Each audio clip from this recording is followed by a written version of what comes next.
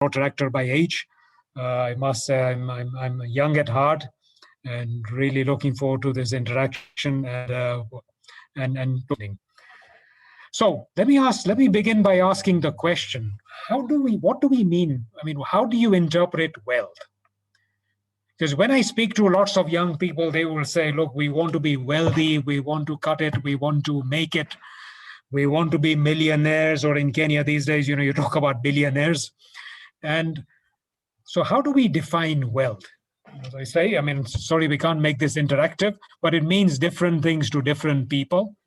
And I would say that for most people, sadly, it is money that is the sole measure of wealth.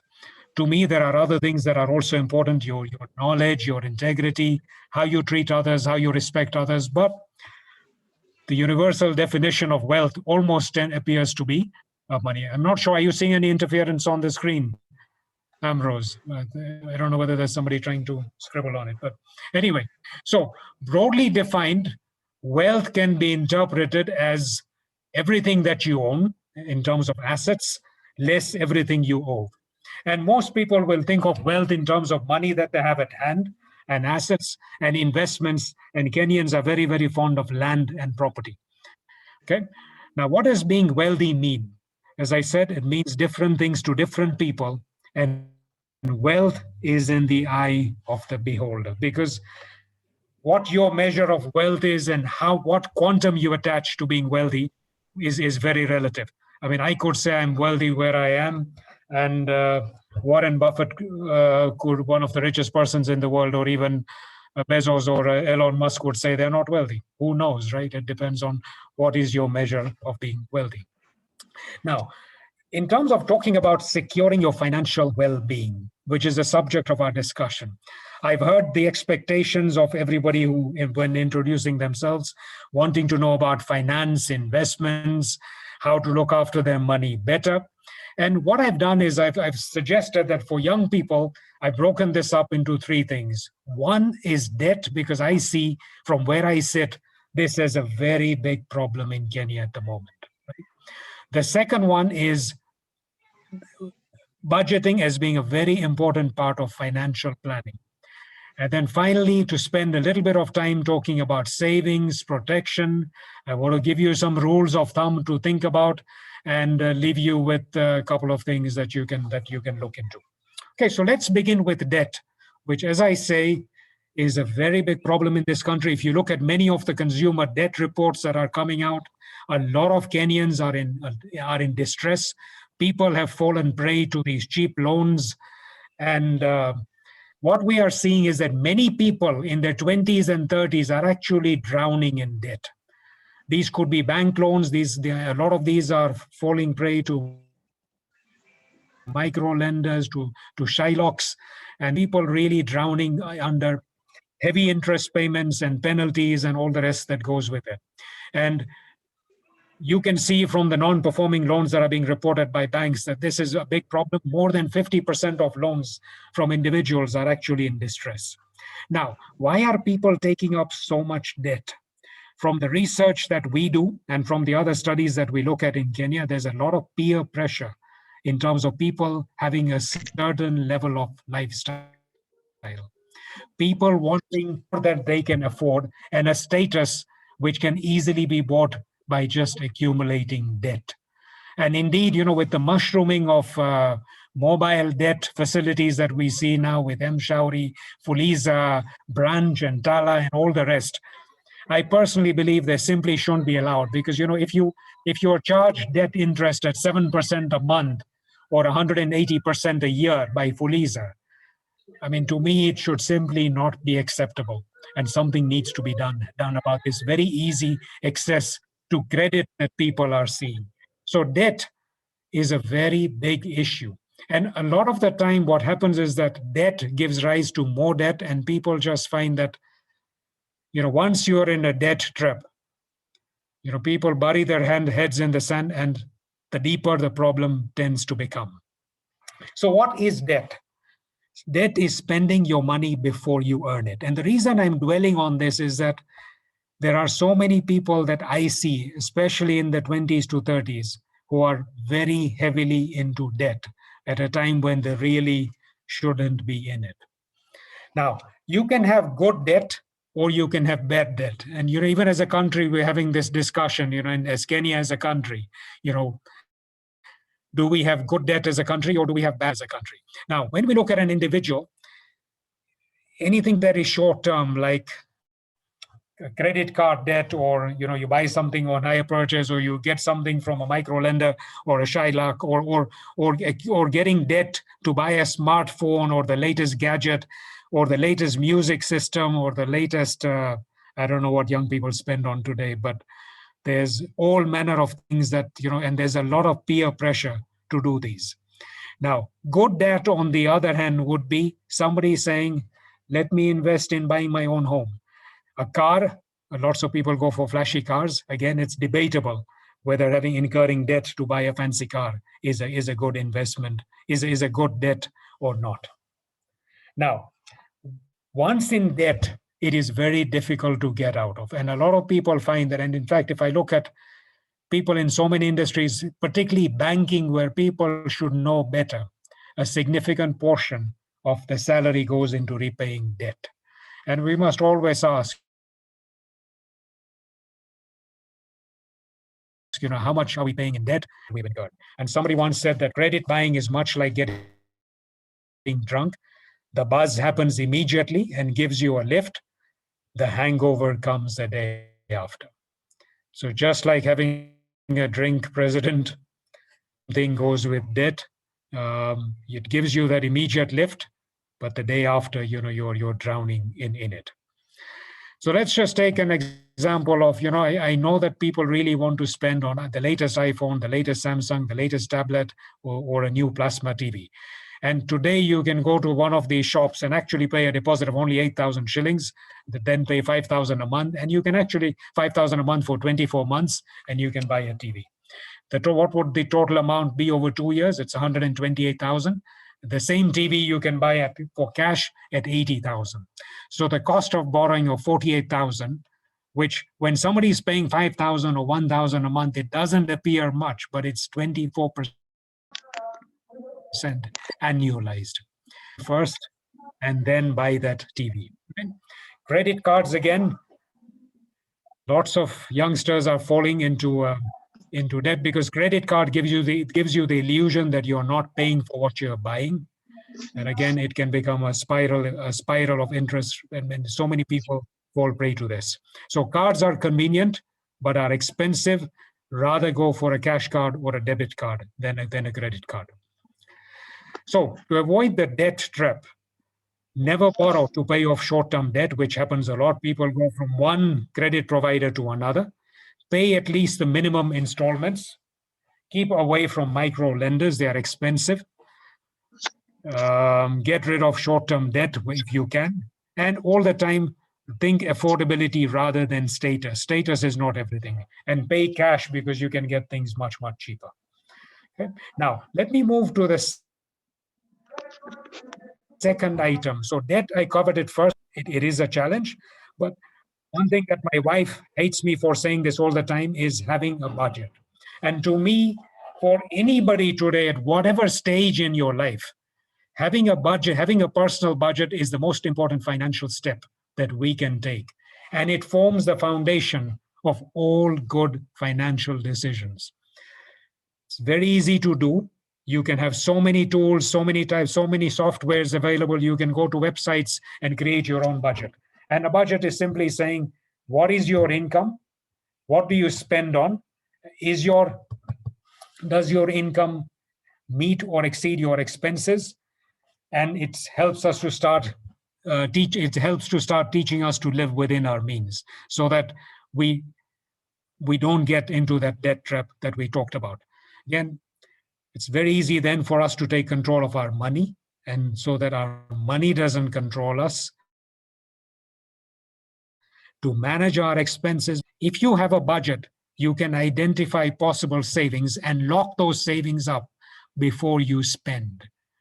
So someone once said to save and put some money aside for yourself first as a saving before you start spending is the best thing that you can do. And If you create that budget, it enables you to do that at the outset. Then having a budget helps you to become the finance director of your own life, which I think is very important. And again, if you have a budget, you would then ask the question before picking up that plasma TV that would you automatically buy it? Or would you first of all ask yourself, is it necessary? Can I do without it? If not, where can I reduce some other spending? So again, the budget is a very, very important tool. Where do I start? As I said, you can easily go to any web platform. Even you can go to the Zamara portals and be able to prepare your budget.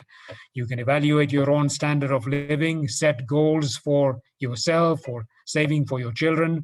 I'll talk about saving for pensions. You can prioritize these and determine what is a necessity or a want. And even at my stage, every year I prepare a budget, much to my wife's annoyance. And again, it's a very healthy tool to be able to identify what is necessary, what is a want, how do you plan your finances, and how much more can you save? And Earl Will said, people can now be divided into three classes: the haves, the have-nots, they have not paid for what they have. Let's not fall into the last category. Okay, so all of this is about saying, let's not for status, and I've used the word Joneses rather than Kamaus or anything else. It's just to say, let's not try and keep up with other people. Don't spend unless you really have it or have to. Avoid creating too much debt. Never use your home or your car as security for your debt, and never borrow money to pay off existing debts.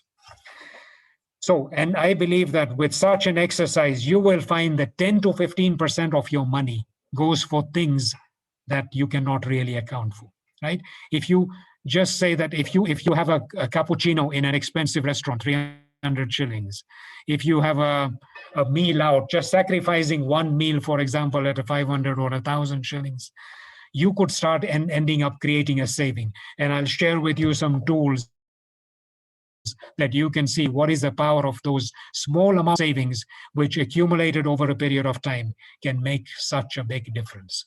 So identify that missing treasure, increase your savings by having a budget. Okay, now let's turn to savings, which I believe is something that a lot of people are interested in. So what is saving? Saving is accumulating money before you spend it. And saving requires a lot of discipline. And that is why I say, before you spend, save. Soon, if you're on a monthly paycheck, as soon as you receive your paycheck, just try and put 10 to 15% aside, because that could be money that you could do without spending now. Why should we save? So obviously to remain credit worthy at where we are in our life. But when we start having a family, educating our children, or even if we're getting married, saving for that, saving for our home, saving for emergencies. Yes, you may want to buy a car, and very important to start putting small amounts of money aside for our retirement, for the older persons that we will become. So let me share with you some rules of long-term saving. So first of all, I'd say, never confuse long-term saving with short-term saving. Try and lock aside 10% of your income if you can, whether you're self-employed or salaried. Money should be for your long term, and have some have some saving for emergencies, which you would need from time to time. The second rule of saving, as I said, pay yourself every month. If you can save 20%, that you'll be well on the way to financial independence. If not, at least try and look at 10% aside. The third one is to harness the power of compound interest, which is the engine of all savings. And just to give you an illustration, if you're able to put aside 10,000 and earn a return of 10% annually, this is not a shoot the lights return, just a sensible, steady return that you can get just by putting your money into fixed income instruments, or in a good unit trust or a good pension plan. After 1 year, you can have a reasonable amount, but after, say, 5 or 10 years, you start accumulating. Sorry, there's an error in this number. There's a couple of zeros you need to add, right? So, but you can accumulate a good amount of money by putting money aside. Okay, so just a small amount of money can really accumulate over a period of time. And this is why Albert Einstein said that compound interest is the eighth wonder of the world. Let me ask you, if I were to offer each of you a 30-day contract, which is two different pay packages, the first one says, I give you 100,000 shillings every day for the next 30 days. The next one is I give you 1 cent on the first day, and that doubles each day thereafter for 30 days. Which one would you choose? Now, a lot of people would say that the first one, which actually looks pretty good, is that after each day, every day, 100,000. After 10 days, I would have 1 million. After 20 days, 2 million. After 30 days, 3 million. Not bad. But if you look at the second one, 1 cent doubling every day. After 10 days, you would have 10 shillings. After 20 days, 10,400. And after 30 days, you would have 10.7 million shillings. And this is the power of compound interest. And hence, the third rule of long-term saving is time is the key. Start early and stay the course of the duration. And I always say, lots of people say to me, why think about saving now? Now is the time to spend. And I say, look, the question is not, it's never too early to start saving or investing in your future. Okay. Now, the fourth rule of long-term saving is never break into the world, right? I'll be talking about pension saving in a moment, but try and keep it aside. Don't break into it. There's a portion of money that you need to keep aside, portion of money you need to save for children, for education, and whatever, right? And try and create those different buckets of saving if you can. The other thing, the other rule that you may have heard of in personal finance is the rule of 72, which says that if you want to know how long it's going to take to double your money, you divide 72 by the number of years, or 72 by the rate of interest you think you can earn on your money. So let us say that you can earn a return of 9% on your money. You say 72 divided by 9, the answer is 8.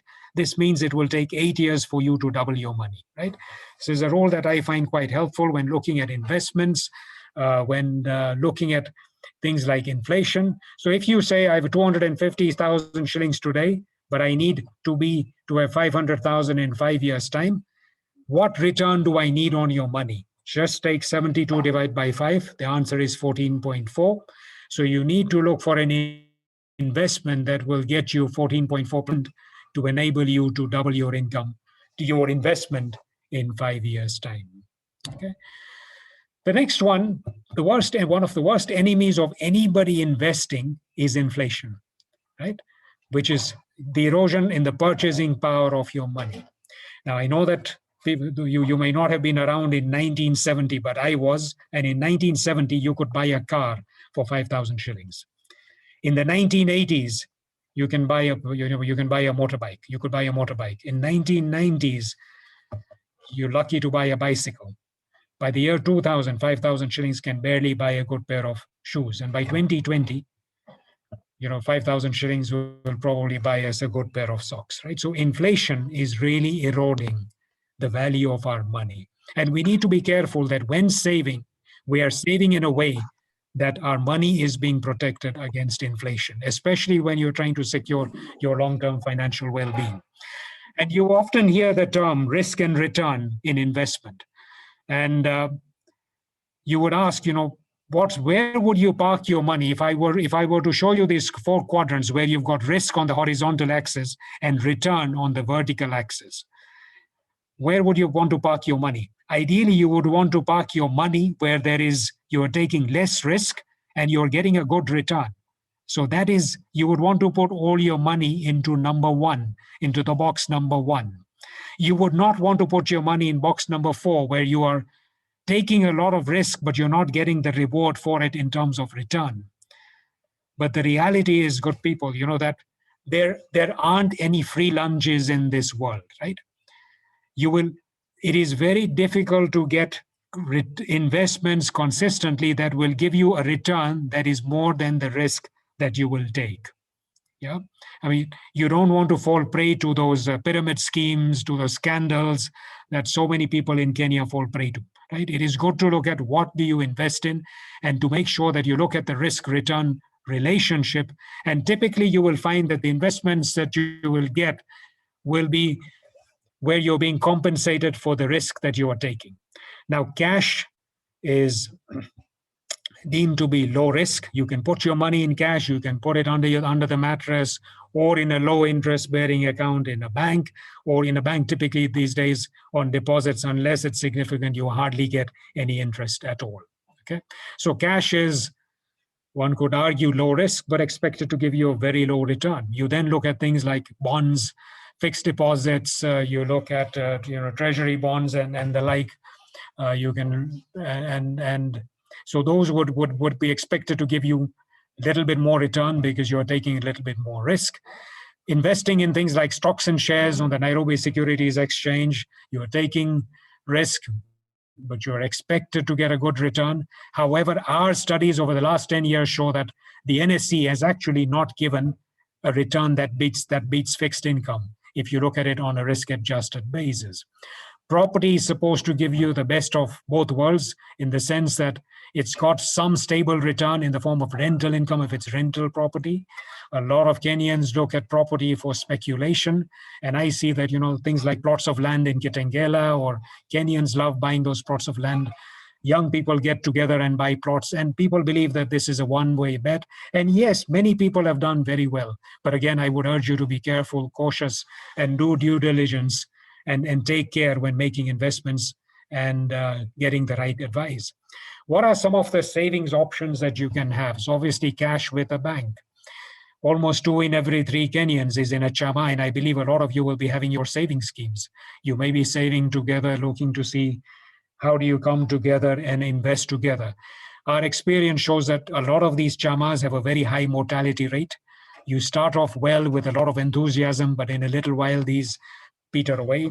You can look at deposits, you can look at bonds, you can look at investing in shares. Today, it is very easy to invest in shares. You can do so online, and there's obviously things like property. But look, things like unit trusts. I mean, there's decent options in money market funds where you can get a return that is not spectacular, but at least you get a stable, steady return. Those of you who are interested in offshore investment, you can have offshore investments. There are real estate investment trusts coming to market now. And one thing I would urge you to look at is things like pension saving. And I'll share with you an option at the end. Now, again, there's very many investment options. You need to look at the risk and the reward. You need to make sure that you're taking the right financial advice. You're speaking to the right people so that you don't make mistakes. And sometimes these mistakes can be very, very painful, right? Now, the other thing that you'd asked me to talk about is things like insurance cover. And a lot of people say, do we need life cover? Why would we need life cover? Why would we need medical cover? Where do we get it? How do we get it? So one thing that a lot of us don't think about is what will happen if in the unfortunate event of our death, will our loved ones be provided for financially? Will they need to sacrifice their standard of living? Will they be left with debts and expenses to cover because we had accumulated debts? Imagine what would happen if you are the head of the family, the breadwinner, and pass away. Imagine your children having to give up the benefits of a good education. What if your home needs to be sold, right? Now, this is some of the reasons why risk protection is such an important factor when planning your financial future. So if you are young and unmarried, you could say, well, I don't need life cover. But if you're married, if you have kids, most definitely think about taking a level of life cover. And again, there are tools you can use to say, how much life cover makes sense for me? And life cover is, if you get it in a group, especially if you're employed, it's actually very cheap. But it's definitely something worth thinking about, because 1 in 60 of us will die before our 30th birthday. 1 person in 5 will die from heart disease. 1 in 5 will die from cancer-related illnesses. And remember, you're a working financial asset. If you're earning a salary of 50,000 per month, there's a fair amount of accumulation that you would do over your working period. And you need to have a life cover to protect your family should something happen to you. Okay, so Kenyans have a phobia with things like insurance, with things like planning for that, that eventuality. But it makes a lot of sense to do so. And the earlier you take out life cover, the cheaper it is. So don't overlook self and family protection. So there's life cover. If you there's things like income protection for disability, having an emergency savings fund to cover expenses, and health is very crucial. Right, having a level of health cover. Again, if you're young, you could choose to say, well, maybe I don't need a comprehensive health cover. Maybe I just need an inpatient cover. I don't need an outpatient cover. But again, if you have a family, health insurance, and especially if you're not in an employer covered plan, health cover is very important. And today you can go to many providers and shop to get the best cover, and also a cover that is appropriate for yourself. I want to turn to an area that most of you will say, well, this is too far away for me to worry about it now. I'm young now. Retirement is, who knows? I don't even want to, I don't even need to think about it now. It's something that's 30, 40 years into the future. Why do I need to worry about it? What we don't realize every day, if you look at you're saving for your future, right? I would want most Kenyans to think that other than your home, what you put aside for your future should be your most important asset. And this I would call your retirement wealth. Because if you don't, those golden years of your life can again be a very miserable time indeed. And you might think that's 30 years away, but I would say, look at it this way, that if you are earning for 30 years, let's say you're on a salary for 30 years, that's 360 monthly checks that you need to use to pay another potentially 30 monthly checks when you are no longer able to work. And people say, there's so much pressure on disposable income now. How do we put that money aside? I say, if it is hard now, can you imagine how much harder it will be when you no longer are earning a salary or have an income? So the last thing you want to do is that your life falls off when you retire. So you're not but you're retiring from life. And this is the scary thing about Kenyans. This is a survey that we did of 65,000 Kenyans who are in salaried employment. And each of these dots represents one of those 65,000 Kenyans. And what this is showing is that most Kenyans are actually sleepwalking to disaster without even knowing it. That they will have a very miserable indeed in their retirement because they've simply not saved enough, right? And you would ask, why do we need to plan for our old age? I would say the most important one is that we are living longer. I'm planning on staying to 100 years, and I believe that you should as well.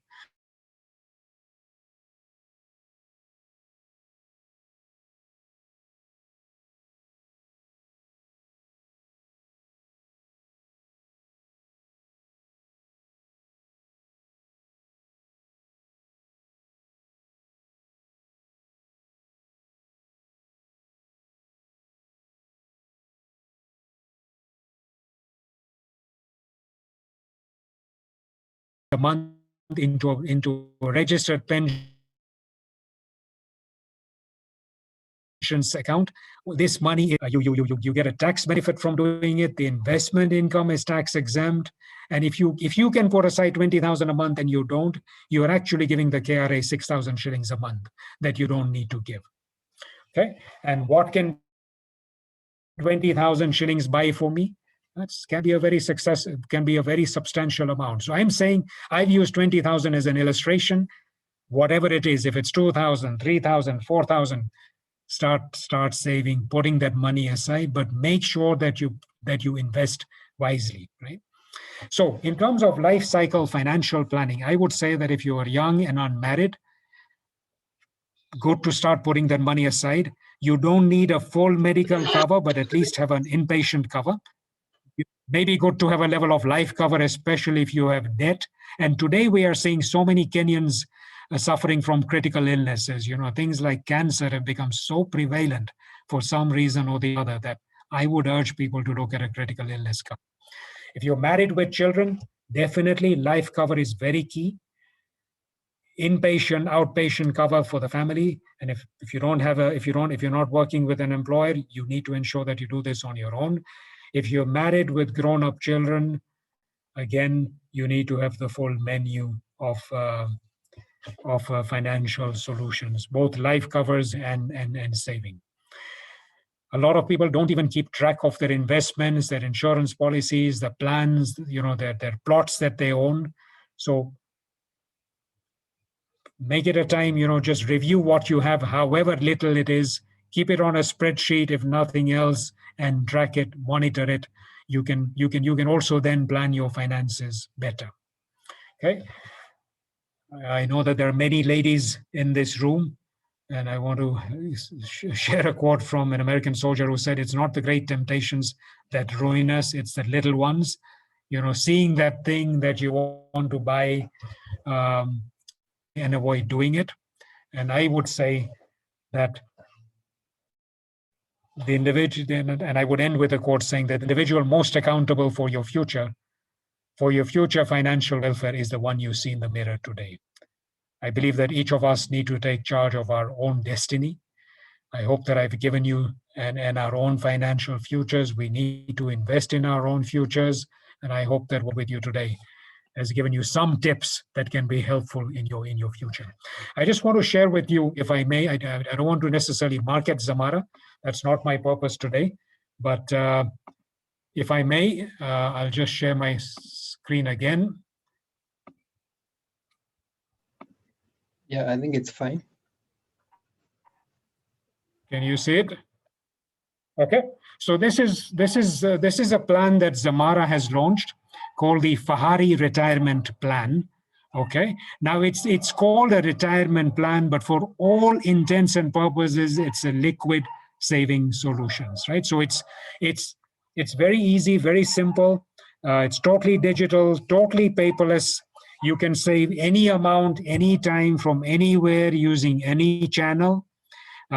You can enroll using your national ID in less than 2 minutes. All of you are youngsters. You're very tax savvy.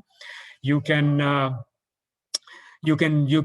view your saving every day. You can see your statement every day. This is a partnership between the Prudential Equity Bank and Cooperative Bank, intended for saving for your future retirement, but it's a liquid account, so you can access it should you need to. Okay. It has an inbuilt life cover of a small amount, but what you can do is you can just go to the website and look at some tools, which says that if you are, say, 25 now or 26 now, and if you put aside 1,000 shillings a year, and if you expect a return of, say, 10%, 9%, 12%, this will show you what corpus or total amount you can accumulate. So this is saying that if you're 26, if you save to 55, you don't need to, but if you put aside 1,000 shillings a month or even 100 shillings a month, you can see roughly what amount you can accumulate, right? So this is quite a useful tool for financial planning. I'd encourage you to look at this. I mean, not marketing myself or Zamara, but this is a very simple, easy way to save, very straightforward and easy. So, President Ambrose, I want to stop there. I hope I finished on time and within the 30 minutes that you gave me. And yeah, look, I'd want to say, I'd encourage all of you to invest in your futures and achieve your dreams. So thank you very much, and happy to answer any questions. And thank you very much, Rotarian Sandeep. So it's time for Q&A. If you have a question, I think you can unmute yourself and proceed to ask your question, or you can just raise your hand and I'll be able to recognize you, or you can type in the chat box. I think we'll pick in sets of 3 so that you can be able to handle 3 questions at a go. So the first person to go is Joroge.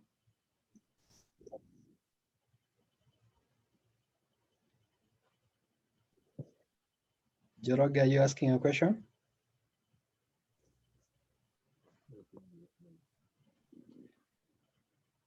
Okay, I think we are not able to hear you. You can, okay, now we can hear you. You can proceed.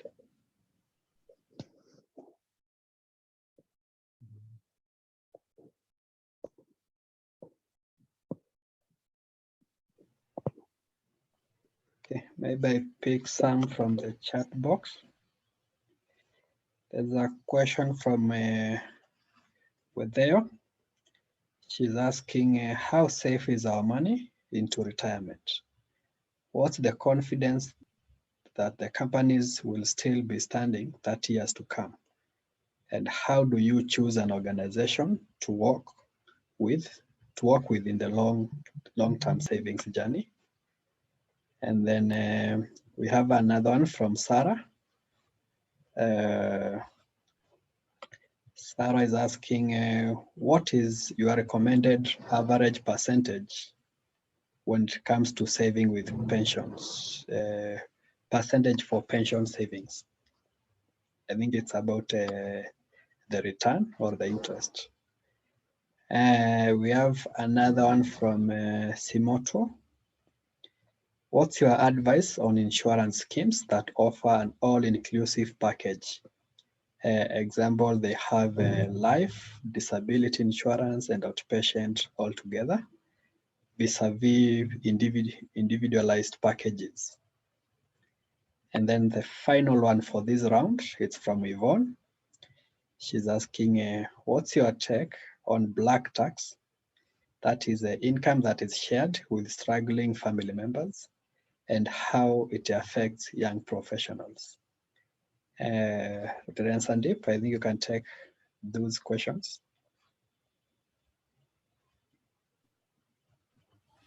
Okay, thank you, President Ambrose. The first question is, how safe is our money, right? And I would say that, the pension system in Kenya is so well regulated. In fact, we probably have the best pensions regulations in the whole of Africa, because the way it works is that you have all schemes, all pension funds are regulated and registered by the Retirement Benefits Authority. But the important thing is that there is a separation of roles. So the person who keeps your records is not the same person who keeps your money, and is not the same person who invests your money. So there is a system in Kenya under which you have a pension fund administrator. So for example, Zamara is a pension fund administrator. We are not, although we look after assets of more than 300 billion shillings, we are not allowed to hold it, right? So the money is held by a custodian bank, and typically these are the larger banks who have a custody license and a very large capital, and that money is not mixed with the balance sheet of the bank. And then you have the monies invested by specialized investment managers in line with an investment policy statement that is set by the pension fund, right? So the confidence you can have is that this is a system of checks and balances. No one person is handling your money.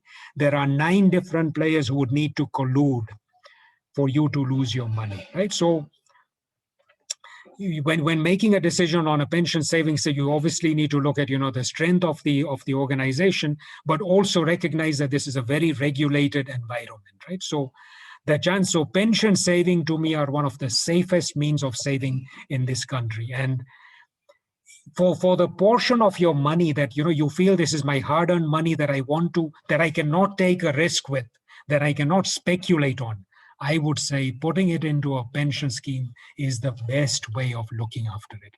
If you belong to an employer, your employer may have its own pension scheme, but there are not that many Kenyans or that many corporates or organizations in Kenya that offer pension benefits to their staff. But you can easily take out a personal pension plan on your own and track your own money. And I just showed you the example of Fahari, which is, for the tech savvy, this is a very simple means to do it. Okay, I hope I've answered that question. So the pensions legislation in Kenya, the framework, the ecosystem is very, very solid. Okay, what is the recommended average percentage amount to save? So I would say, look, this depends on how old you are. If you start saving when you are young, maybe 10 to 50. So if you start saving in your 20s, 10%, 12% to your pension account ought to get you to a reasonable target, right? So between 10 to 15% will help you to maintain your standard of living in your old age. If you're starting to save in your 30s, then maybe you need 20, 25%. If you start saving in your 40s, which a lot of people do, then you are talking about maybe 30, 40%. And if you start saving in your 50s, it becomes almost impossible to get a good target, because you need to then be saving more than 50% of your salary. So, and why only 10, 15% when you are young? Because of, again, the power of compound interest.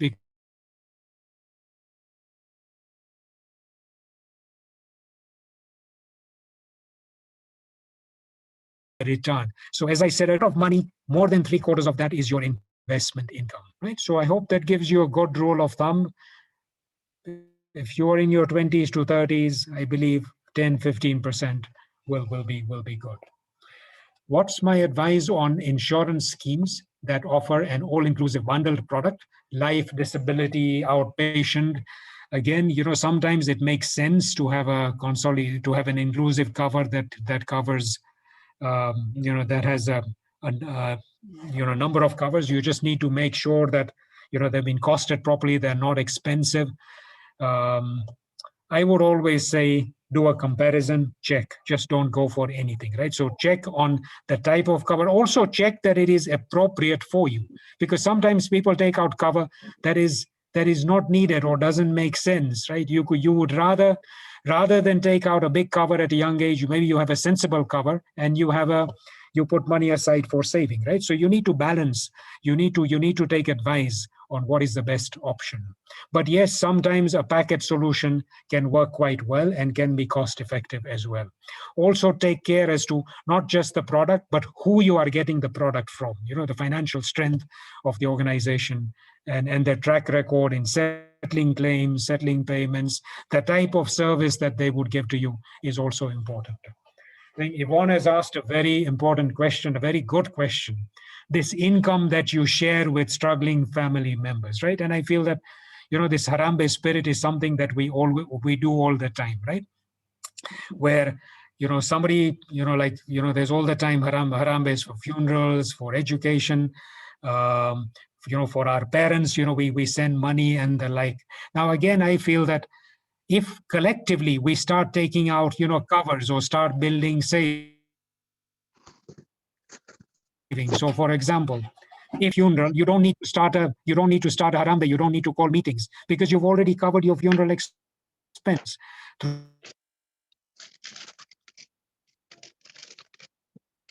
through a funeral cover. So, for example, if you look at that web platform that I showed you, Fahari, cover costs 100 shillings a year. So for only 35 cents a day, you can get a cover, right, of 25,000 shillings. I mean, it's not much, but it's at least a decent start. Okay.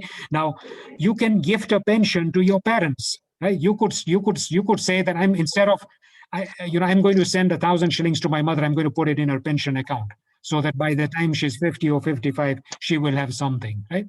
So there's various ways in which you can start saving for that strain on your income.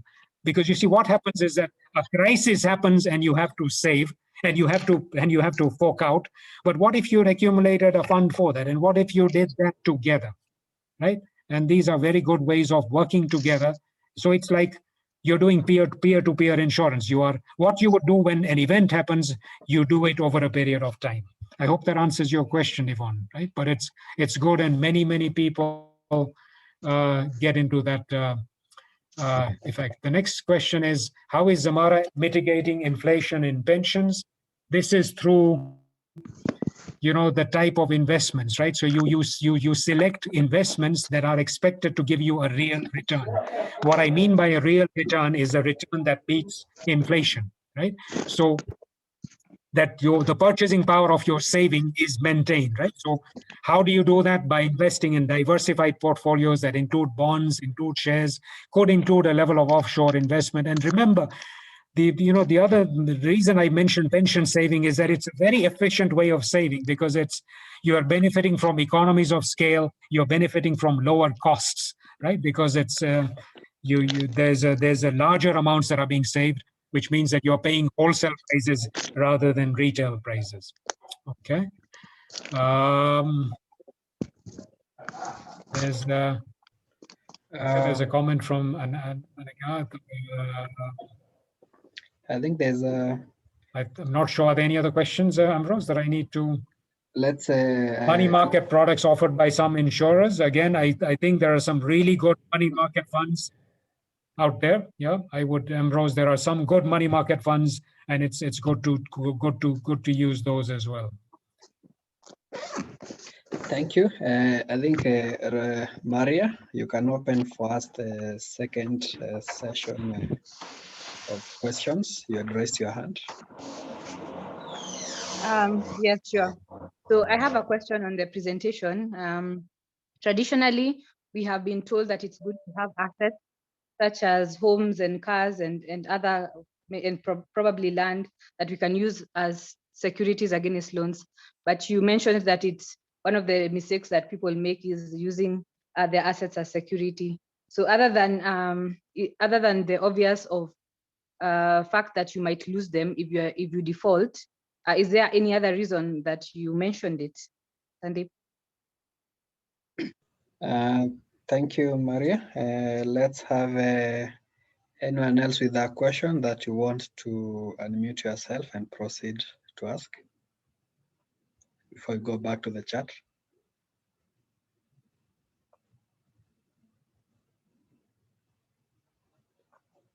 Okay, there's a question in the chat by Emmy. She's asking, how do we sign up for Zamara pension? And I think this also extends to other products that Zamara is offering. There's another question by Perpetual. She's asking, what's your take on SACCOs, and what's your advice before someone considers joining one? And then there's another one from Simoto asking, what's your take on fixed savings accounts as compared to other instruments of investing? I think you can go ahead with those 3 or 4 questions. Okay, all right, Ambrose. So let me just run through. The first one is a good question, that is it wrong to pledge your house or your car as security, right, for a loan? Now, I would say that, look, your home should be such a valuable asset that only in the extreme would you want to pledge it. Are you looking, what is the purpose of that, of the loan that you, of the loan? Is it a short-term debt? Is it something you can do without? Is it a necessity? Is it an emergency? Right? And this is why I'm saying that, look, you need to ensure that you have those emergency savings, and if you start young, you have a better way of accumulating them, right? So that you are not forced to put your home or your car. So the thing that I would say is that it depends on what you want to use the money for. But the big risk with putting your home up is that if you default, you're putting your home at risk, right? And that could be very, very painful, right? And yeah, and even cars, so many people put there's so many logbook loans, and people put their cars up. Now, if they're doing a business and they have to do this, sometimes it might make sense. But if it's for something you can do without, or a luxury, and be careful, and also be careful about the interest rates that you're paying, right? The next one is, how can I sign up for a Zamara plan or any of the products? So, for example, Fahari, I've showed you can do it very easily. You can do it online. We will be launching a new platform shortly, that for the higher end of the market, one that gives you investment choices, different investment portfolios. So that will be coming. But Fahari is very easy, gives you a good, steady, guaranteed return. What is my comment on saving through SACCOs? Yeah, I mean, and how do you choose one? Look, SACCOs, I believe, are a good way of saving, especially if you want to benefit from credit. But I think you need to look at the track record of the SACCO, where you are in the queue in terms of getting or qualifying for a loan. And ultimately, how will you get your money out of the SACCO when you actually do want to get it out, right? Fixed savings accounts, as compared to other instruments. Look, I mean, fixed savings accounts I would use for short-term purposes, for emergencies, but I would not use them for saving for the long term because they're not expected to give you a good return. You would rather look at more diversified portfolios, or you could look at a money market fund if you wish to. There's a question on which money market fund would I propose. Look, sadly, I cannot mention an individual money market fund, but there are a number of good options out there that you can look at. After starting with a money market fund to accumulate savings, what is the next investment step one should take? Look, you can look at money markets, you can look at other unit trusts, you can look at pension savings. I really feel that pension savings is good. I know I'm a bit biased there, but that it gets you into the habit of that regular saving. What's my advice on the impact of new taxation laws imposed on pension schemes? Do they make pension schemes less attractive, less lucrative? No, this was simply that we are going back to the old tax rates that applied before the COVID situation, and that was for everything, including PAYE corporate taxes. So there's not been a real change. But the one thing that we are lobbying the government for is to make pension savings very tax favorable, right? So currently, there is a tax exemption of up to 20,000 shillings a month of contributions are tax deductible. The investment income is tax exempt. So that's it's not great, but at least it is there, and anybody who doesn't use it is actually paying more tax than they should do. I'm 26, been intending to be intentional with my pension plan, but it's March. Thank you for this topic. I'm on it like tomorrow. Great. Yeah, as I said, one of my key messages, it is never too early to start saving for the future. Ambrose, I believe those are the questions on the chat. Yeah, thank you. I think we'll do the final round. So if you have any question, please make sure that we cover it in this round. Anyone who wants to shoot their question, you can unmute yourself and proceed before you go back to the chat.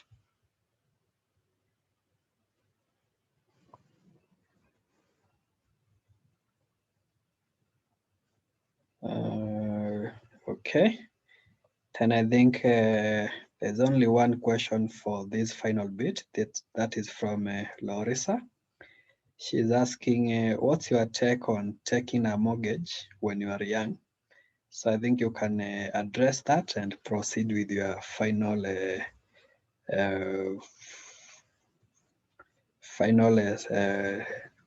comments on the discussion.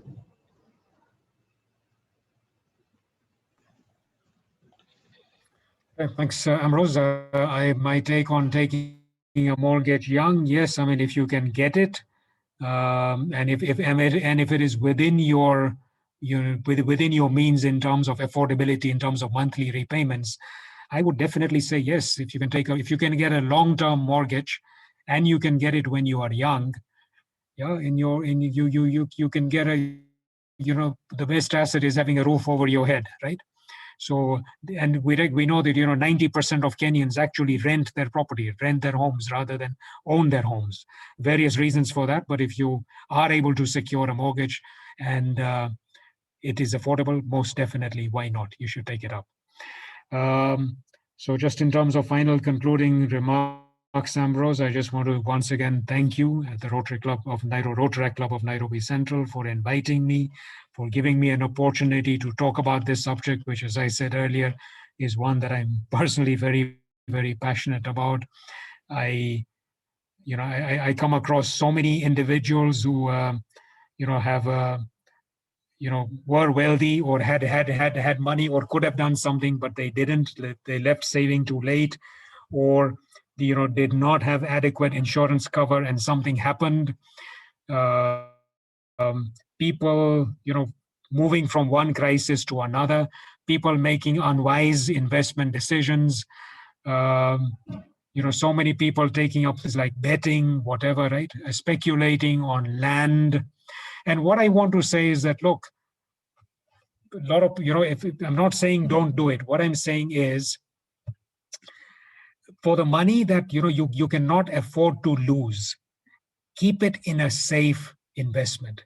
Go for regulated investments, again, which may not give you those earth-shattering returns, but at least you get a steady return. So the money that you can play with and afford to lose, speculate, but the money that you cannot afford to lose, make sure you invest it wisely. Take out adequate levels of life cover. Make sure you have health cover, especially if you have a family. And shop around. Try and make sure that you're getting the best options, right? But I think Kenya, I mean, we're lucky that we can get access to financial advice. We can get many good products in Kenya. So I would urge you to please plan well, invest wisely, preserve your wealth, stick and be persistent, and your futures. So thank you, President Ambrose and Rotaractors again. Thank you, Rotary and Sandeep. Maybe before we have the vote of thanks, there's a question on your comments on NSSF and also NHIF, and how would you rate them, and what's your general comments on the two products that are offered by the government? So look, Ambrose, both NSSF and NHIF are compulsory, right? So you have to, if you're earning a salary, you do contribute to NSSF. And you do have to contribute to NHIF. Look, I believe that having that level of cover from NHIF is very helpful, very useful. Having that saving go to NSSF, again, it's very tiny at the moment, only 200 shillings a month. But it's a statutory cover, it's mandatory, it's required. And again, there has been a lot of change at NSSF. They've brought in professional managers, professional custodians. So what I can assure Kenyans is that, look, your money there, it's small, but it's safe, right? You shouldn't worry about it. Okay, thank you. We'll have the vote of thanks. I think my overriding message is,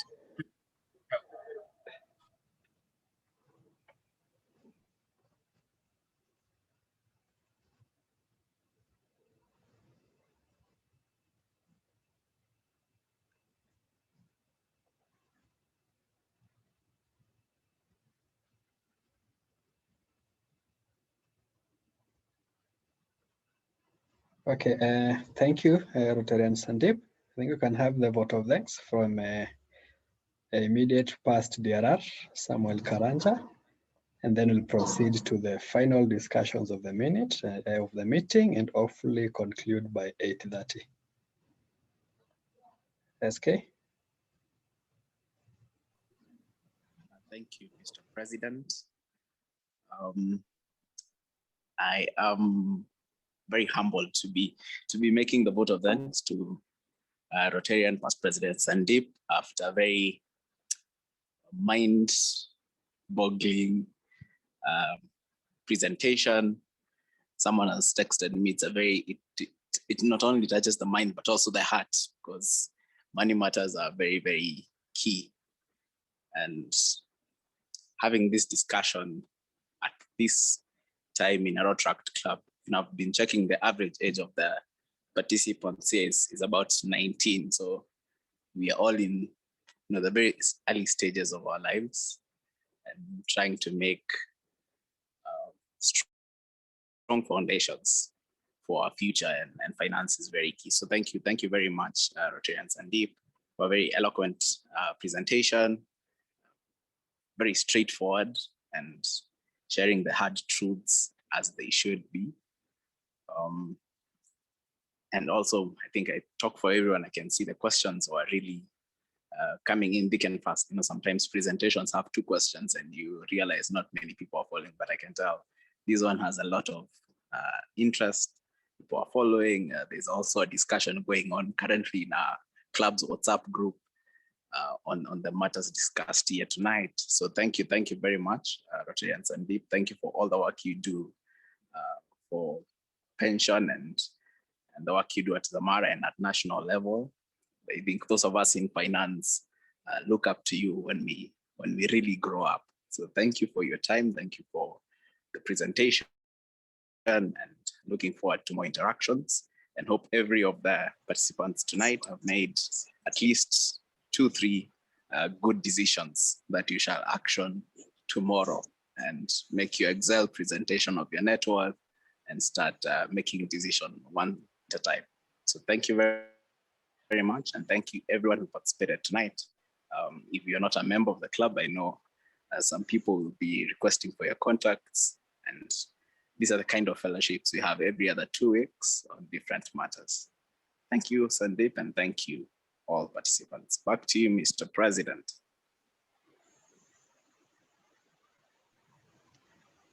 Thank you, Sam, for that amazing vote of thanks. For those who are asking for the presentation, I think I will be able to share the presentation on your respective emails. So please just sign up for your attendance for today's meeting. I'm sure the attendance form has been making rounds somewhere in the chat box. And also, yes, so just sign up and I will follow up on the presentation and share it with you guys. The final bits of the meeting is Felicitas Kamau. Do you have an announcement in regards to DCA? Thank you, Mr. President.